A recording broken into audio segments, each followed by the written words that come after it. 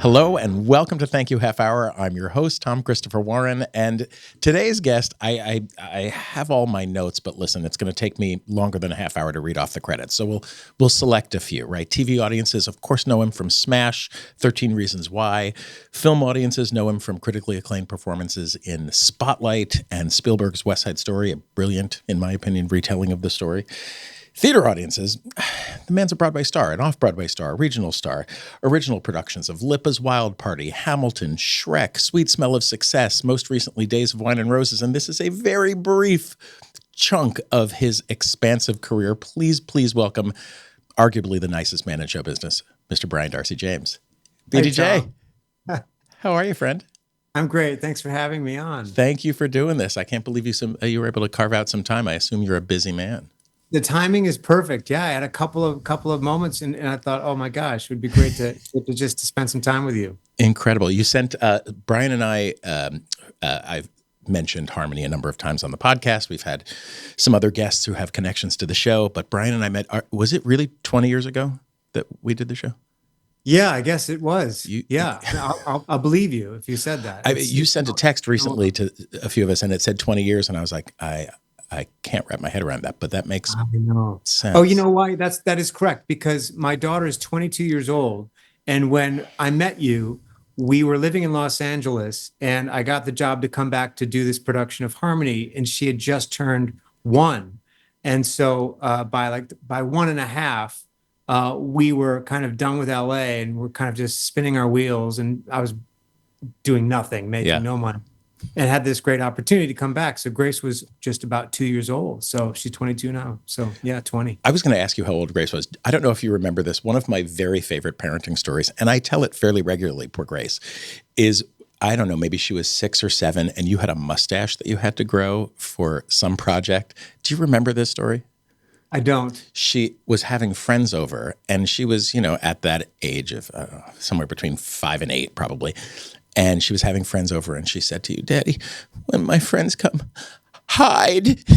And I thought, you've made it. You've embarrassed your kid. That there is success. He still says that. I thought the story that you were going to tell, which I've told many times, was like maybe at the beginning of 2nd grade, and you're coming back into school, and the teachers having all the students tell the other students what their parents do, what they do as families, and little drawings. And so Grace had a picture of her, Jennifer, her mother, saying, "My mommy likes to work in the gardens." Nice picture of her digging out and planting flowers. And this is my dad. And you say, "What's your dad doing?" Like, "Well, my dad loves swim up bars." And it's me at a swim up bar. We had just gone on vacation, and I'd never experienced it. And I must have really been singing the praises of a swim up bar. Listen, I've enjoyed a swim up bar or two in my life. So, oh my God, there's nothing wrong with it. Nothing wrong with it. I thought you were going to say, "This is my dad. He's Shrek," or, he's King George. No, he likes swim up bars. Yeah. This is what he likes to do. Mommy likes to garden. Daddy likes to drink. From social services after that. How old was Grace when you did Shrek? She was like 6 years old. Yeah, she didn't enjoy that. It was a hard thing for her to see, because the makeup was so ingenious and so good. It was a huge transformation. So she did not like seeing me in the Shrek makeup. And the poor thing, I couldn't get out of the makeup in between shows on Wednesdays and Saturdays. So I would just be stuck in my dressing room all day long. And so my wife Jennifer and Grace would come down in an effort to kind of just keep morale going, and Grace just did it begrudgingly, but it was hard. It was hard for her to see that. Does she, at what point in her, because you've been a tremendously working actor for her entire life, at what point did she sort of cognitively start to get what you do and maybe not be embarrassed by you? Probably high school, but I think like most kids whose parents are performers or actors or in some way in the public eye, to whatever degree, I think there's a certain kind of blasé attitude towards the product of their parents' work in that regard. Right. Because they know what the reality is. The reality is the relationship between a father and a daughter, or a father and a son, or mother and a son, whatever the case is. So it's an interesting. I've heard a lot of people who are actors talk about their children having no interest at Yeah. all in the things that they're creating. They just, rightly so. They want to know if everything's okay, between people, the reality of the situation. Baldwin was on the show, and she said, at some point when Colin was old enough to voice his opinion of her singing around the house, it was not a positive or favorable review at all. Stop singing. Yeah, yeah, yeah. I'm like, this is what pays the bills, kiddo. Yeah, I mean, exactly. Yeah, leave it at work, would you? I want to talk about, you did Carousel, right? The Nick Heitner production of Carousel at Lincoln Center, which I saw probably 3 or 4 times live, and then tens of times at the Library for the Performing Arts. I used to teach history of music theater, and they have a great resource there, Theater on Film and Tape, an archive. And they have an incredible conference room where you can watch something on a big screen if you reserve it. And I would bring classes in there. And that production is standout to me. I wasn't in it, obviously, but as an audience member, just a magnificent retelling of this piece of canon. How old were you when you did Carousel? It was 1994, so I was probably 24. A kid. I mean, you were so young. Were you? Second Broadway show, I was doing Blood Brothers. That was my first one. And then I got Carousel right at the end of my time with Blood Brothers. And so, that was an extraordinary production for so many different reasons. But I'm curious. I mean, I love talking about that production. It seems like such a long time ago, but very significant things happened to me in that show. I mean, first and foremost is that I met my wife in that show. Jen. Okay. Yeah, Jen came in as a replacement, and that's how we met. But everything else, I mean, so many great friends, lifelong friends. First time working with Nicholas Heitner and Bob Crowley, the designer. Yeah. I got to work with again on Sweet Smell of Success and other things. It was. Everything about Lincoln Center was my first time at Lincoln Center, the Vivian Beaumont. I mean, everything about working there was just luxurious. It was challenging for me because I was in the ensemble and they had this award-winning choreography by Sir Kenneth Macmillan, who had died previous to the transfer. And so the task was left up to his associate to kind of get everyone on track. And I was, for better or for worse, probably the latter. I had to dance a lot of that stuff, and I was not a dancer like some of these guys were pure ballet, technique and just ringers, and who were also great musical theater actors and singers as well, but could just dance this incredible choreography. I could not. That was really, really hard for me. So, it tested my patience and my spirit quite a bit. But so many things about that production were just glorious. Did you know at the time that it was such an extraordinary sort of perfect storm of events? Designer, director, choreographer, space, story. Not a clue. Really? Not a clue. I mean, we'd heard of its success, obviously, that it had in London. So it came into New York with a bit of its metal had been tested. Yeah. And Michael Hayden, the American actor who started in London, was doing it here. So there was that was a great kind of boon for the production as well. But no, I mean, I really didn't. I mean, looking back, one of the things that I see now that I clearly didn't see at the time was the prologue and just the ingeniousness of how that was directed and laid out, and how the design worked and how smooth it was, and just how rich and how much storytelling took place in that prologue alone. That didn't really dawn on me until Into the Run, when people started saying, I've never seen this show told in this way. I am no expert. I am not like you, Tom. I do not have my hands on the history of the canon. So, I didn't know that it was based on a play, for example. I didn't know, I didn't know going into it that the ultimate theme, really, there are some really dark themes of child abuse and physical violence against children. And, and how that story is told is also interesting and challenging, for sure. So I don't know. There's so many things to say about that production, just as a piece of work unto itself, but then also this particular production was pretty great. It really was. And there, when you're talking about Rodgers and Hammerstein and the sort of the place they hold in the history of this art form, the show has come under fire, particularly recently, and it's had another revival that was very successful and stunning since yours. But arguably, that score is one of the best scores of music that exists in this art form, and that prologue with that music and that choreography and just the breadth of storytelling before a single word is spoken. There's no way that you can't say that's cool, whether it's your cup of tea or not. You're like, this is really singular. And, the show had been around for, 40, 50 years by the time you all did the revival, and everybody had seen a bad high school production or college production or community theater production. And I had seen bad productions of it. So I went in sort of begrudgingly, and I went to a matinee, and I don't know how old I was. I think we're the same age, so I was in my 20s.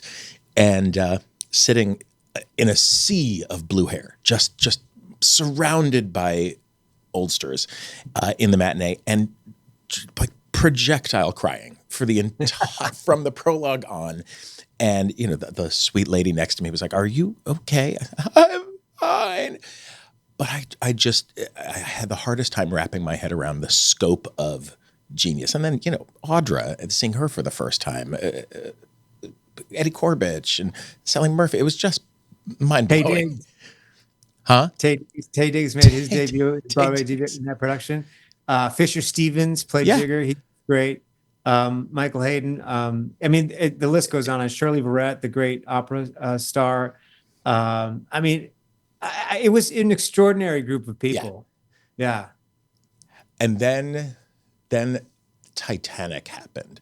And I don't know, could you feel like a shift in like the Brian Darcy James of it all in the zeitgeist when New Yorkers got to see those eyes and that voice, and just Marry Me, Darlene was just, that happened. And the night I saw it, 1,800 people went, "What the fuck is happening?" It was thrilling. Yeah.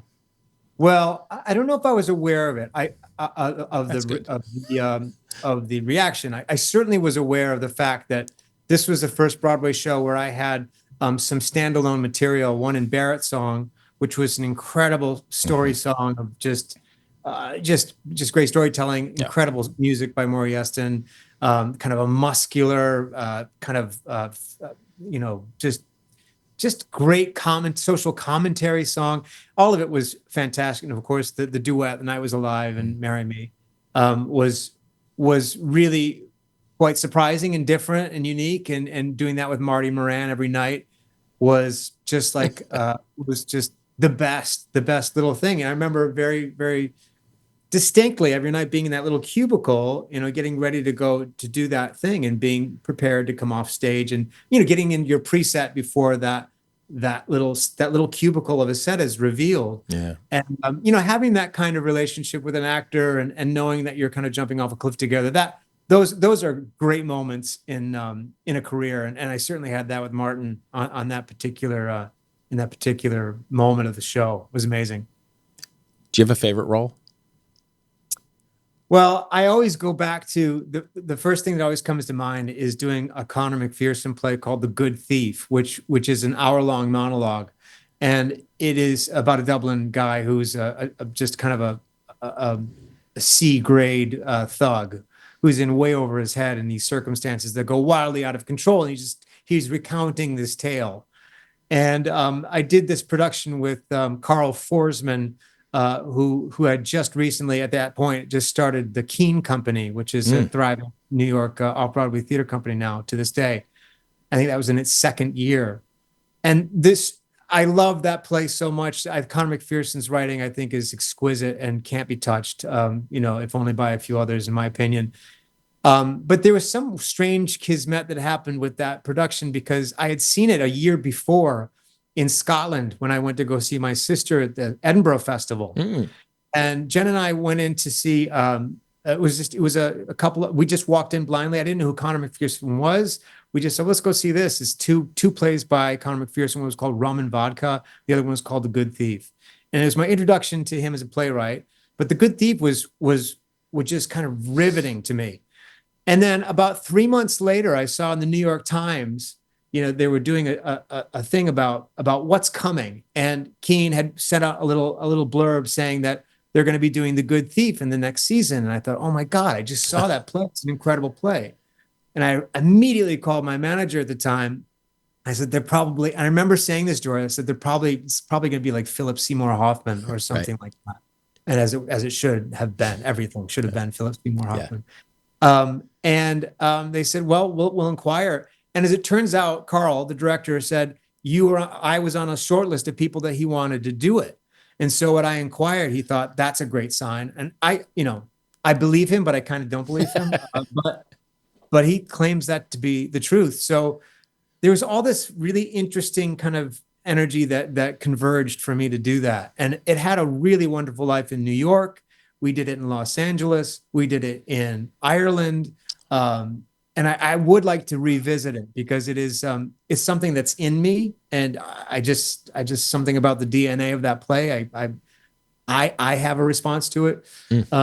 I would love to do it again. Anyway, that's a long answer to your question. No, it's a great answer. How long has it been since you last did it? I did it at a Keane Company benefit where I kind of was bold enough to try to do it just as a one night thing, see if I could brush off the cobwebs of 65 minutes of a monologue. And it wasn't as lived in or as rich as if you get to actually do it every night. But that was probably, I don't know, 15 years ago.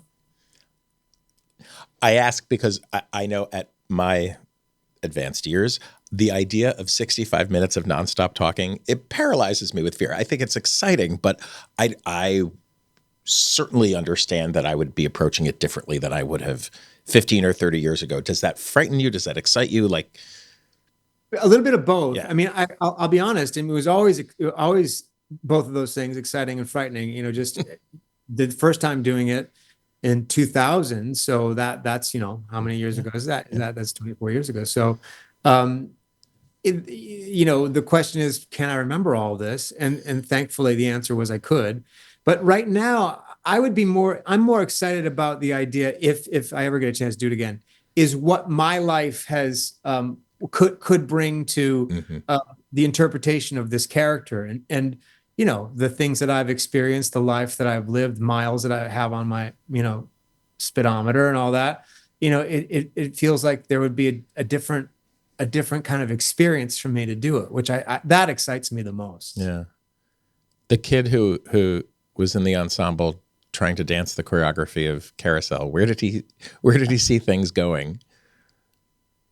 That's a good question. I kind of feel like at that point, I probably was just like any actor. I was just trying to get whatever catch can, like maybe I can do this, or maybe this will, allow me to audition for that. And I probably was seeing 6 feet in front of me in terms of like, maybe there's something else. Maybe I can continue to do this.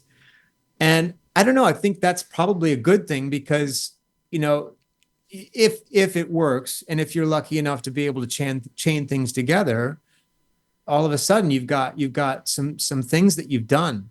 This is a bit of a side note, but I was this past Tony season, I was doing, it was the Dramatists Guild. They were honoring Michael Greif, and they asked me to come in and say a few words to introduce him because I was in his production of Days of Wine and Roses. Yeah. And the person introducing me to do my introductory remarks for Michael was saying he's done this and da da da da da da, and in a career that has spanned over 30 years, da da da. And I stopped and I thought, that can't be true. That is not true. It can't be true. It blew my mind. So anyway, my point is this: is that kid probably was hoping that he'd be doing this for the next 30 years, but never was probably able to see past the next 6 weeks. I mean, interestingly, that I don't know if it's interesting or not, but that was my first question. My first question was going to be, what does it feel like to have your resume listed off, to have somebody introduce you with, and I thought, oh, don't ask that. But truly, I mean, I know for me, time has flown. I also don't have children, so I'm not measuring time through the lens of a kid.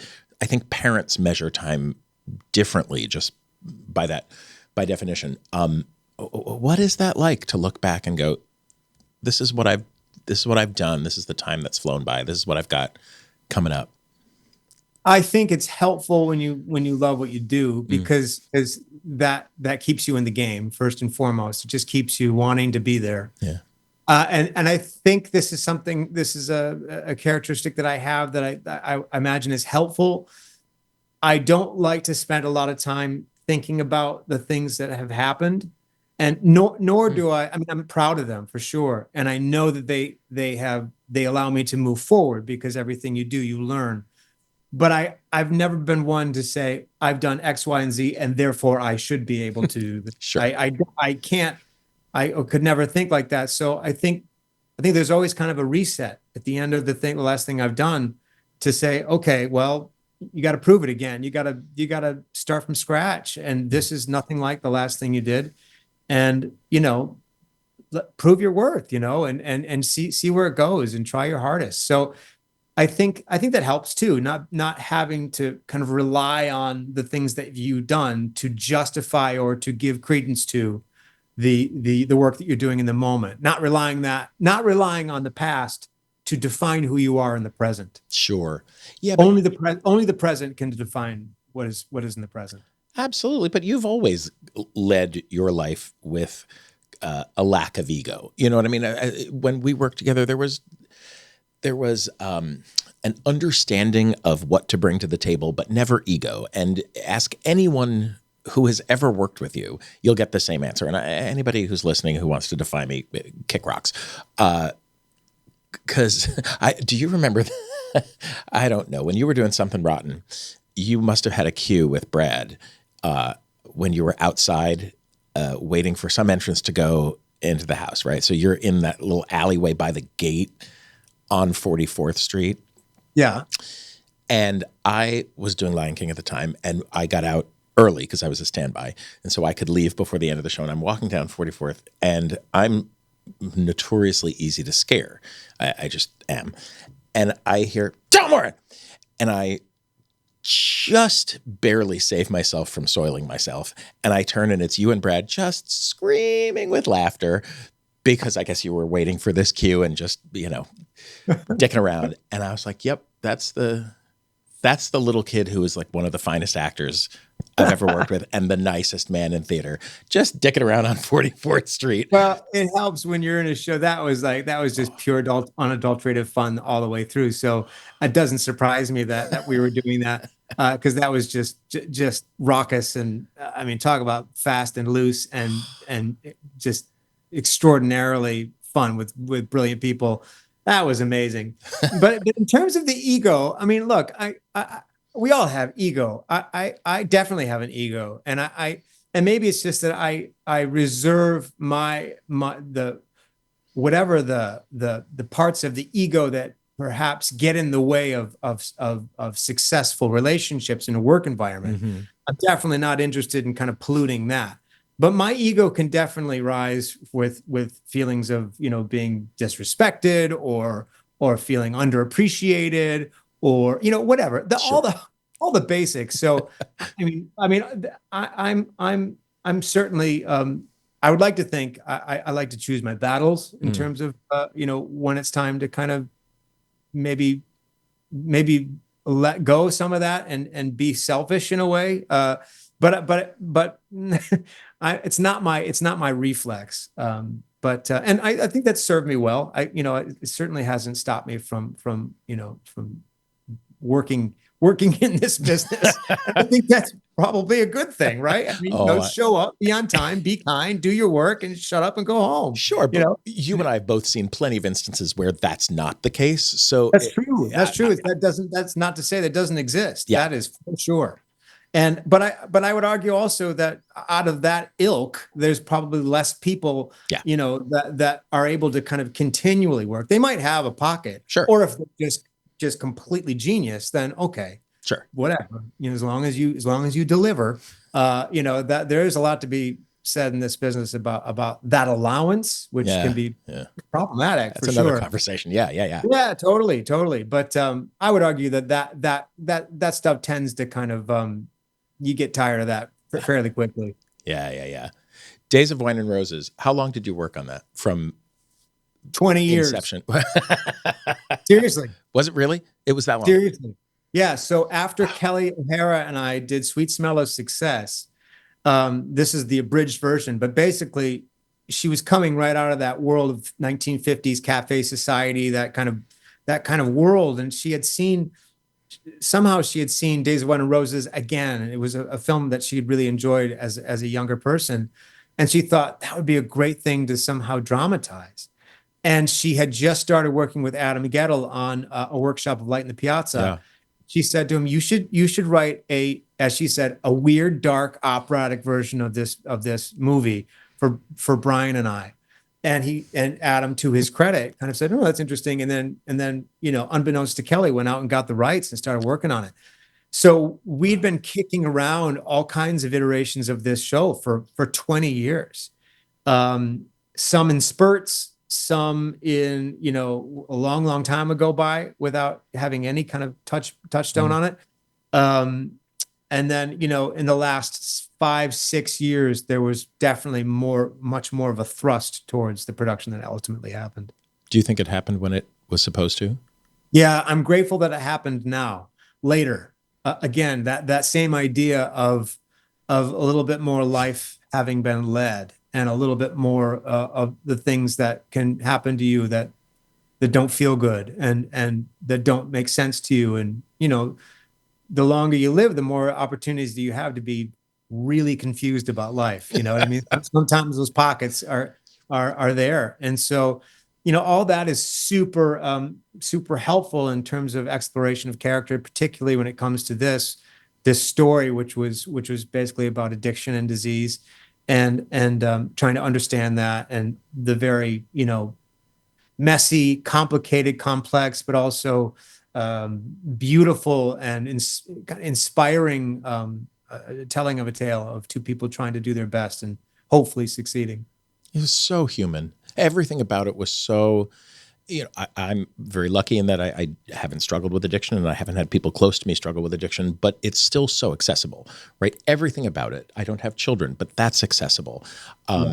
Everything about those performances, the writing, the design, the direction was magnificent at the highest level. And how do you, and I'm sure you've been asked this before, how do you shake that off at the end of it? How did either of you go home and leave it where it needs to be?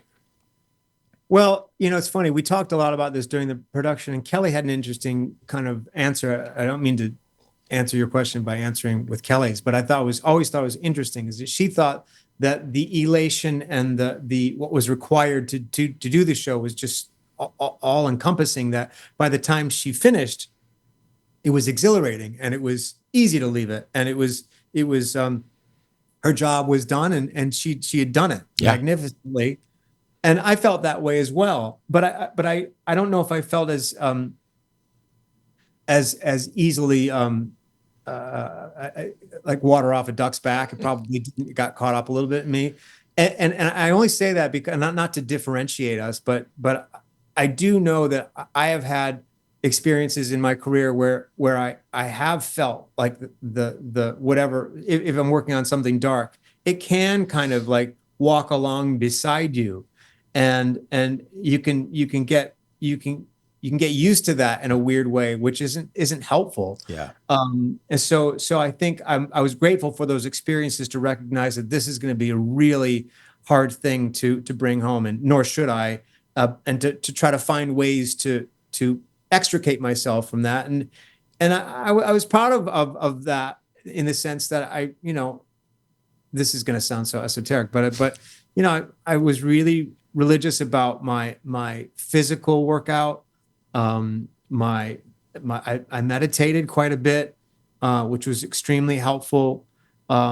So those kinds of things were tools that I don't necessarily use, as diligently as I should.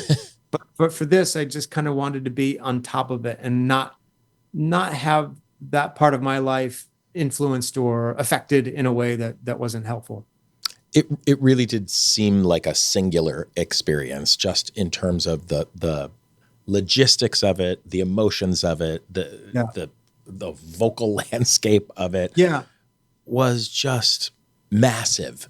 It was a stunning production. It was Tom, devastating. thank you. Oh my Thank you, God. Tom. I think I really appreciate that. I do, because out of all the things that I have done, I feel like that will be, you know, my Olympics in yeah, a way. I kind of feel like I don't feel like I ever got to the place where I was doing it, you know, as well as it should be done, sure. whether that's musically or emotionally. The score by Adam Gettle was just, you know, for me was challenging for Yeah. sure. And I was so inspired and so educated by Kelly's just pure skill and just the beautiful way she's able to express and to technically sing and also emotionally live in a character. All of those things were constant, you know, requests to say, you can go further, you can go further. So I don't know, that production, I kind of feel like if it all were over, I would say, yeah, it's okay. I got to do that. Yeah. As an audience member, that makes perfect sense. It was thrilling. Thanks, man. What do you got looking forward to? You going away? Got any work coming up that you're looking Yeah, forward to? What's I'm going away. I'm going away tomorrow. Actually, I'm going to the Toronto Film Festival. This is kind of an interesting fun? 1-2 punch. I'm in a film by Ed Burns called Millers in Marriage, which has this incredible ensemble cast of Juliana Margulies, Campbell Scott, Patrick Wilson, Oh my uh, God. your buddy Patrick, my Yeah. buddy. The list goes on. Gretchen Mol, Benjamin Bratt, Ed Burns. Anyway, it's this kind of story of these three siblings who are in a different points of their marriage crisis or otherwise. And I have a small part in that. So that's in the Toronto Film Festival. And so that's coming out soon, but we're going to see the premiere tomorrow. I haven't seen it. Nice. And then I just wrapped a film with Ed Burns in Ireland, a comedy, a family comedy called Finnegan Foursome, The Finnegan Foursome, which is a golf movie where Eddie and I play brothers who are the sons of a PGA Irish golfer who moved from Ireland to America, and he passes away, and we have to take his ashes to his favorite places in Ireland and scatter them. And along the way, we have to resolve our issues about our relationship with our father, Of relationship course. with ourselves, with our two kids that we bring along. But I got to play golf in Ireland for 5 weeks and get paid for it in a movie. That was pretty fun. And it's a great movie. It's super, super fun. And that should come out next year. So Amazing. yeah, I'm calling Ed Burns Saint Eddie this year. He saved me. Had you played golf? Are you a golfer? Yeah, you know, I played a lot of golf as a kid Oh, and was decent, you know. I played a lot with my dad. And then, you know, as it happens when you get older, you have to have a work and you have to have money and you need money and you need time to play golf, which you don't have when you're trying to, you know, figure things out as a career goes on. But so I would come back to it at different points in my life and fall in love with it, and then immediately say, I hate this. And this is no news to anyone who's played golf. But anyway, I'm afraid to say that I'm completely smitten now and completely dedicated to the idea of being a better golfer. okay. It sounds so pathetic, but it's so true. I'm so obsessed. It's dumb. That's not dumb at all. I know nothing about the sport or really any sport, but that's the one that seems kind of, I don't know, there's something classy about it. I don't know, man. It's something about it it's really hard to do. And when people do it well, it looks so easy, and it is not easy. Oh, I wouldn't imagine for a second that first of all, I can barely see 3 feet in front of me. So the idea of, you know, a ball in a hole, I don't know. Yeah. What's Grace up to? Grace just started her life in Los Angeles. So she's a recent graduate of Pitzer College with a degree in music history. And so she wants to be in the music business. She's a fantastic singer, an amazing singer. And she's starting to write her own stuff. And so she decided that she knew she was going to be somehow in the music industry. So she decided she wanted to study the history of music and learn everything she could about it. Amazing. She doesn't want to teach, you know, per se. because that would perhaps indicate a teaching track, but she wants to perform, she wants to sing. So she just got her first apartment in Los Angeles, and she's starting her life out there as a person on the rise. How are you all feeling about it across the country? It's super exciting. Good. But it's also, like you said earlier, you kind of tend to measure your life with what's going on with your children, and it's just impossible to believe that this is where we are right now. But the sooner that I get over that, the less stuck you get in that idea. You can really appreciate the fact that, oh yeah, my daughter's 22 years old, she's not 8. You know what I mean? Right. Those kinds of things are not necessarily helpful. But it's not without its pangs of like, but I'm just trying to be super excited, which I am. I'm really excited about what's coming for her. It doesn't seem so far from I don't know about you, but it doesn't seem so far off from when I was like just starting. It's like, I just started.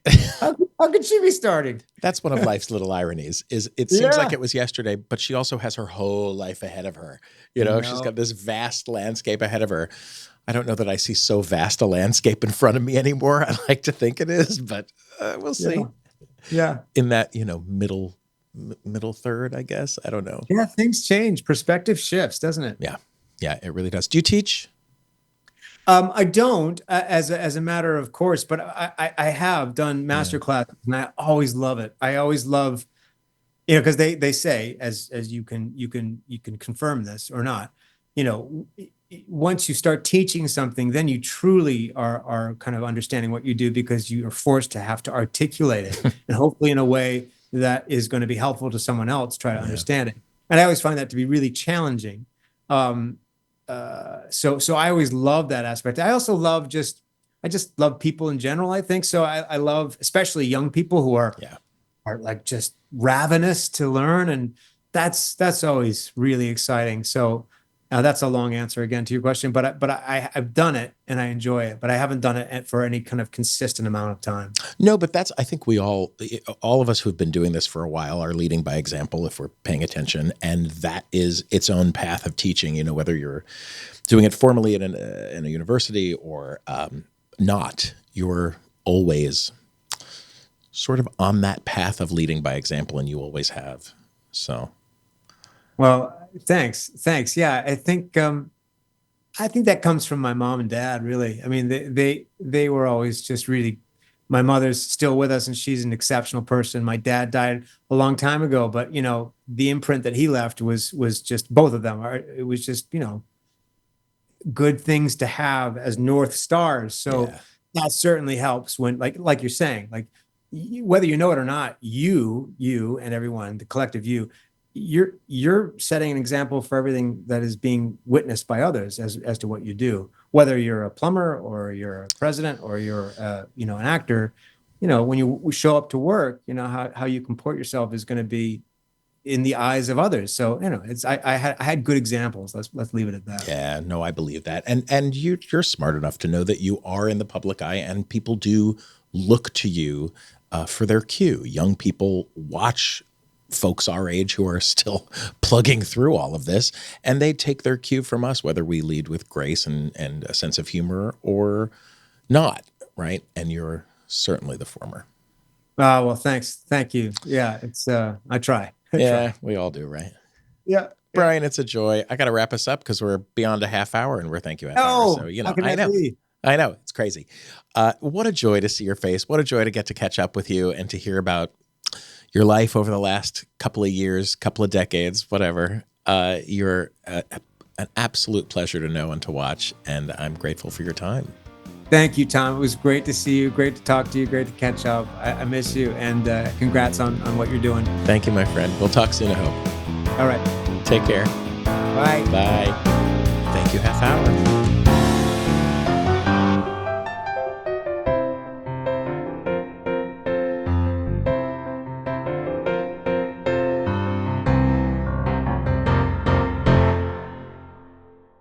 Boxland Media. Think big.